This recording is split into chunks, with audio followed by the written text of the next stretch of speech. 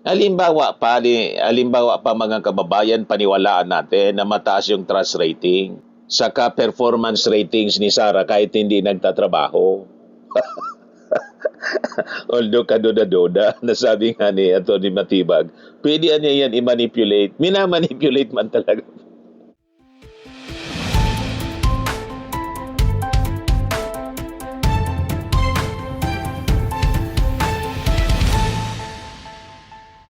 Hello po mga kababayan, si Dante Maravillas.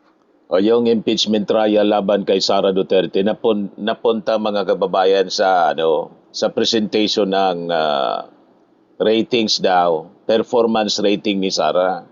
Trust and performance rating kung saan sa latest na survey ng SWS, mataas yung ratings ni Sara kaysa sa ating Pangulo. So ipinesend dito mga kababayan ni Atty. Binluan para ipamuka na si Sara Duterte mas may mataas na trust rating sa ating Pangulong Bongbong Marcos. Pati performance rating kahit hindi nagtatrabaho. Sinupalpal ngayon po ni NBI Director Melvin Matibag yung prosecution. Ayan sabi ni Atty. Matibag, public officials trust rating not a shield from accountability. Correct. Halimbawa pa mga kababayan, paniwalaan natin na mataas yung trust rating saka performance ratings ni Sara kahit hindi nagtatrabaho. Although kaduda-duda, nasabi nga ni Atty. Matibag, pwede niya yan i-manipulate. Minamanipulate man talaga. Para budolin yung ating mga mamamayang Pilipino. Lalo dapat na nag-iingat yung mga public officials na may mataas na trust ratings na dapat hindi dapat po sinisira yung tiwala ng ating mga mamamayang Pilipino. Tama po? Yes, palpal po ni Director Matibag. Yan Sabi dito sa balita, NBI Director Melvin Matibag rejected the assertion that a government official's popularity should shield them from accountability after the defense cited Vice President Sara Duterte's latest trust rating during her impeachment trial. Irrelevant po yung trust rating ni Sara Duterte. Ba't ipipresent mo yon as part of the defense? Di ba? Kaya tumayo po pati si nag-object mga kababayan si lead counsel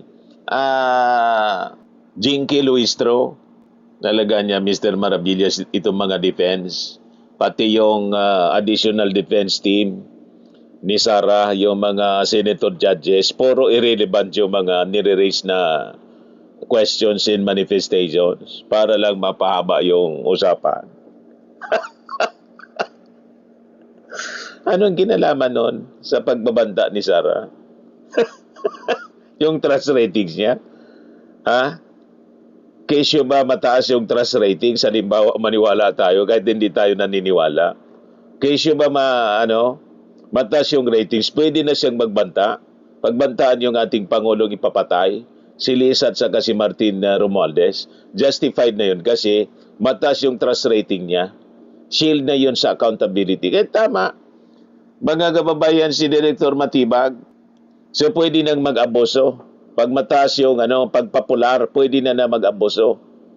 Ganun ba yung pananaw at timbangan sa posisyon sa gobyerno, mga kababayan? Pag popular, pwede nang mag-abuso. Sa bagay, noong panahon ni Digong, kasi popular siya, kill ng kill.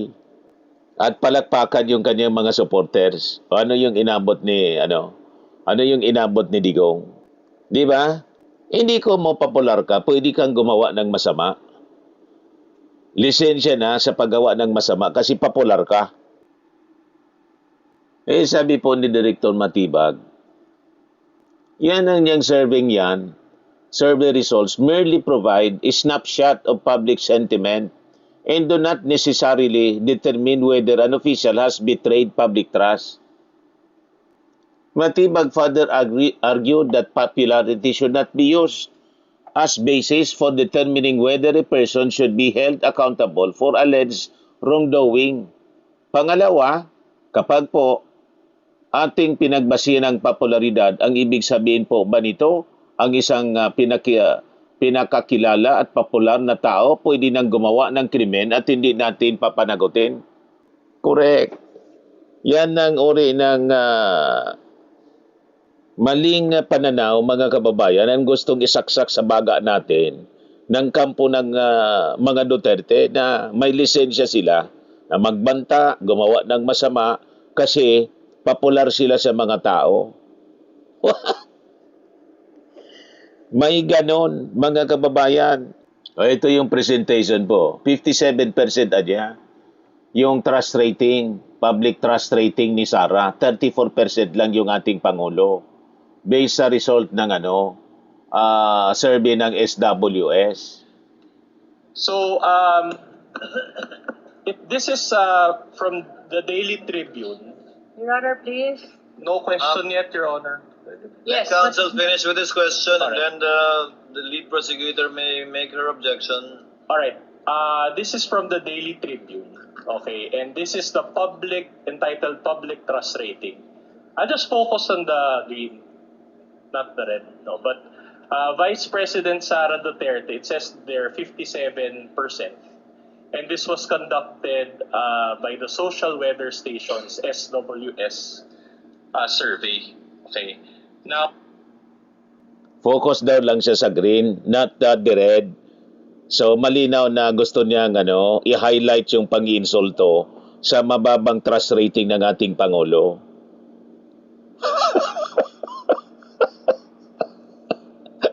kayo lang naman ang naniniwala dyan sa trust rating. Yung ating Pangulong Bongbong Marcos, kanda ko ba sa pagtatrabaho araw-araw? Si Sara nga, lumayas na naman, nandun na naman sa ibang bansa. 15 days yung pagbabakasyon. Pinaintulutan na lang ng Palasyo Malacanang na maglakwat siya. Bahala siya sa buhay niya. Kaya walang maniwala po ng mga matitino na mga mamamayang Filipino. Unang-una ang sinurvey po, 2,200 yata na mga Filipino. Pagkatapos, yan ang gagamitin yung sasabihin ninyo, majority sa mga Filipino ang naniniwala kay Sara Duterte. Kayo-kayo na lang ang naniniwala kay Sara. And in fact, sa mga pagbisita, sa mga bayan-bayan, mga kababayan, mas marami ang dumudumog sa ating Pangulo kaysa kay Sara Duterte. Malinaw po yon kahit nung eleksyon po at kahit ngayon. Kung pumupunta po yung ating Pangulo sa kung saang lugar, sa probinsya po, dinudumog palagi. Kasi yung ating Pangulo, nakikita nila, nagtatrabaho habang si Sara namimirwisyo. Anyway, balikan natin ito. Nag-object siya, kasi irrelevant si Jinky.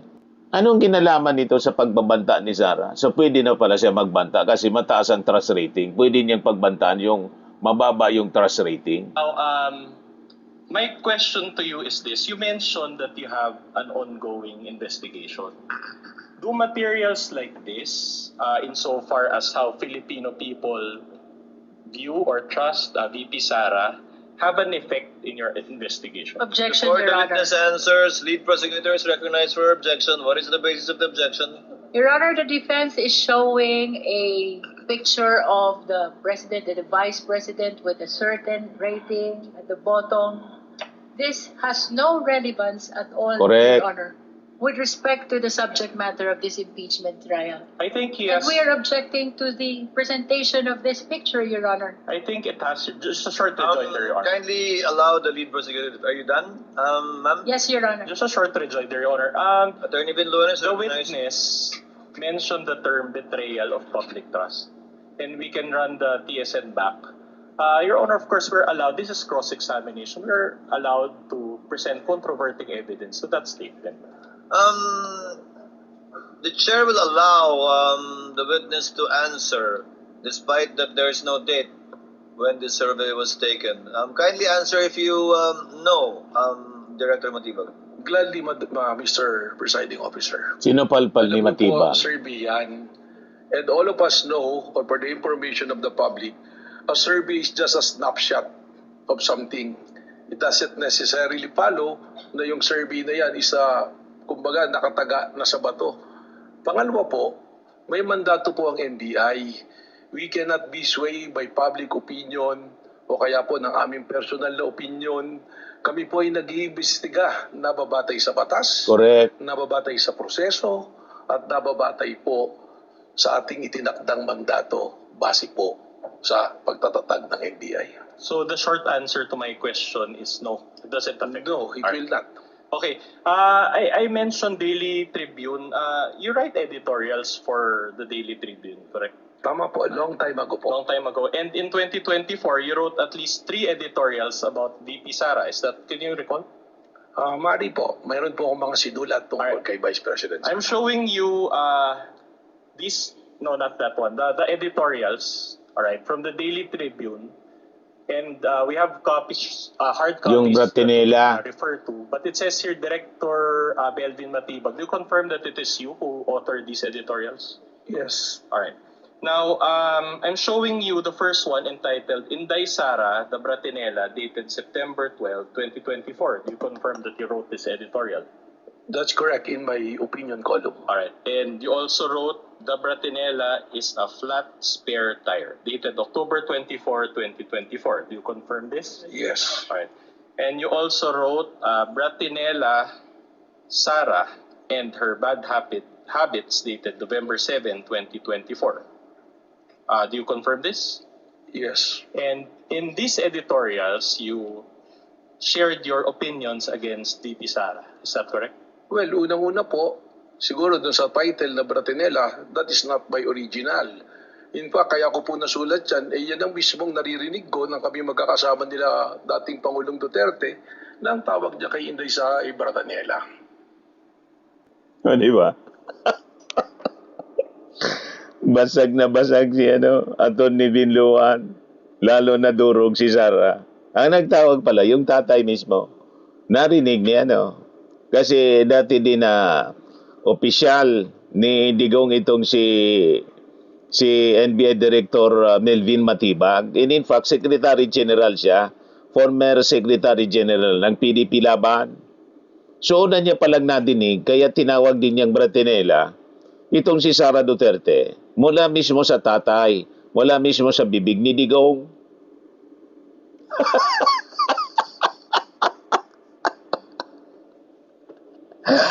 Napasama mga kababayan. Anyway, pagpatuloy natin. Yan kasi. Alright, so my only question is, before you testified today, there were already instances in the past that you shared your public opinions against VP Sara. Well, that is a opinion column. Alright. At meron po tayong mga pinagbabasihan dyan. Okay. In fact, let me read one line from your editorial. It says there, as Inday Sara is being unmasked in the legislative inquiries and by her own mouth as an ill-bred Bratinela, her public trust crumbles. You confirm that you included this statement in your editorial? Yan po yung nakasulat. Alright. And despite this position, and the recent surveys show that VP Sara was even gained positive trust rating, as shown earlier, positive 57. Do you confirm this? Well, again, I'm saying na nung sinulat ko po yan, that is my opinion as an opinion writer. Alright. Now, despite this positive trust rating by VP Sara, do you still maintain that, and I quote, her public trust crumbles? Well, para sa akin, Nililibad man po sa pagbabanta ni Sara. Hindi po material itong ating Correct. pinag-usapan sapagkat sabi ko nga, ang ating po pag-iimbestiga ay nababase sa batas, nababase sa ebidensya at prosesong nandoon na nang ako'y dumating po bilang NBI Director. Correct. Alright, one last question on this before I let this point go. Anong kinalaman noon sa pagbabanta ni Sara Duterte, yung trust rating niya? Gawin na ninyong 1,000%. Pero hindi mababago yung pagbabanta ni Sara kasi recorded, no joke, no joke. At sinabi pa na kinausap ko niya at he said yes. No joke, no joke. Anong kinalaman nitong trust ratings na kayo-kayo man lang naniniwala? Hindi ko mo mataas yung trust rating. Pwede mo nang pagbantaan yung 34% yung trust rating. Kasi mababa yung trust rating ni Bongbong Marcos, pwede na niyang pagbantaan. Ganon ba yung logic ninyo? Ganon yung inyong pananaw sa buhay?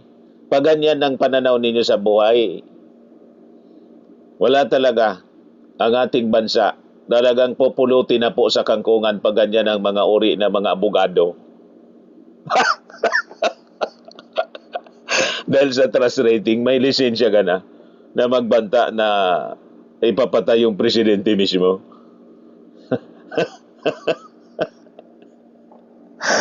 Ay nako, talaga itong mga abogado ni Sara.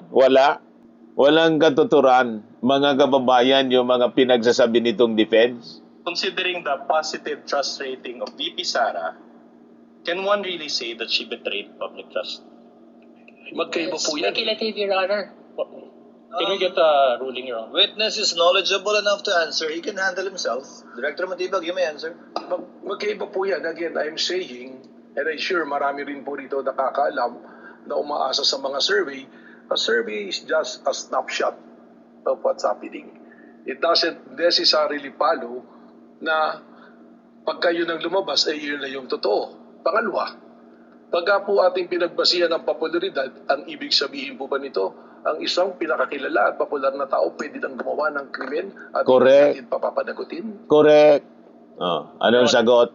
At this point, Your Honor, the defense is constrained to ask for a continuance, and we have our grounds, therefore. Number one, Your Honor, the testimony of Director Matibag earlier consisted of a lot of new topics, and it is we believe that it is the right of the respondent to intelligently cross-examine him on those topics. Again, Your Honor, those topics are not included in the articles of impeachment and are considered new. In fact, Your Honor, as earlier stated, we feel that these two topics are a violation of the respondent's right to be promptly and fully apprised of the exact charges against her. So we will need time, Your Honor, to go through those new materials and new points. Secondly, Your Honor, during direct examination, a 100-page document was introduced and allowed by this court. And that document is unsigned and unnotarized.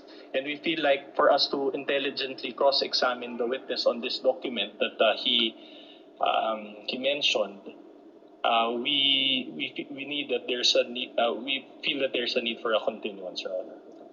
What does the lead prosecutor say? With all due respect, Your Honor, we object to the motion for continuance of the defense. The defense already started and propounded a lot of cross-examination questions to the witness, and the witness is simply answering completely, accurately, the questions which are being raised and propounded to him. Kahit wala man relation, irrelevant. They will move for continuance after already raising a lot of questions to the witness, Your Honor. We would like, Your Honor, the defense to finish the cross-examination today, and if the impeachment court will still allow, we will immediately delaying proceed to redirect tactics after po. the cross-examination, Your Honor. With all due respect to our honorable senator judges. The objection of the lead prosecutor is noted. However, this is the first time that any counsel for the parties is asking for a continuance. The chair is inclined to grant it and will so grant it as well. Should the counsel for the prosecutors or the lead prosecutor or panel of prosecutors require it at some point in time in this trial or hearing. But let it not be the rule or let it not be a habit on the part of either counsel for the parties to do so, to ask for a continuance. But at this time, the chair will grant a continuance requested by the defense. In the meantime, since it's only 5:55, with the indulgence of our senator judges, we may proceed to the interjections and interventions of the senator judges. One last point, Your Honor, before the interjections. Before recognizing the senator judges, yes, what is the pleasure of Attorney Vilon? Your Honor, considering that the witness introduced, as I said, a lengthy document, can we ask for a copy of the Las Cañas material that he The provided? chair already earlier ordered that, I believe. During the interregnum, the prosecutors are directed to kindly furnish the counsel for respondents with a copy of the, I believe, over an inch or little less than 2 inches of affidavit of Mr. Las Cañas. So ordered. Puro wala, no? Walang kauragi. Walang kakwenta-kwenta. Yung mga cross-examination and presentation, irrelevant, data, irrelevant, topics, pati yung ratings ni Sara, ginamit na materials para i-justify yung pagbabanta. Wala mang kinalaman yun sa pagbabanta ni Sara. The more na dapat nag-iingat siya kasi masisira yung kanyang yung tiwala sa kanyang binigay ng mga tao. Di ba? Pag popular ka dapat, nag-iingat ka. Hindi ko mo popular ka, pwede ka na magbanta. Tama yun sinabi ni ni Director Matibag. Hindi yon lisensya, mga kababayan. Hindi ko mo popular ka, pwede ka nang gumawa ng krimen. May ganon. So hindi yon sinagot ni Atty. Binloan. Iniwasan na lang niya kasi basag na basag siya, mga kababayan, sa sagot ni Atty. Matibag. Tama po. Kaya si Sara na naghamon ng bloodbath, ayon, lumipad na papuntang ibang bansa. 15 days na magbabakasyon na naman. Wala talaga. Walang bloodbath. Puro lang salita. Puro daldal. Tama po, mga kababayan.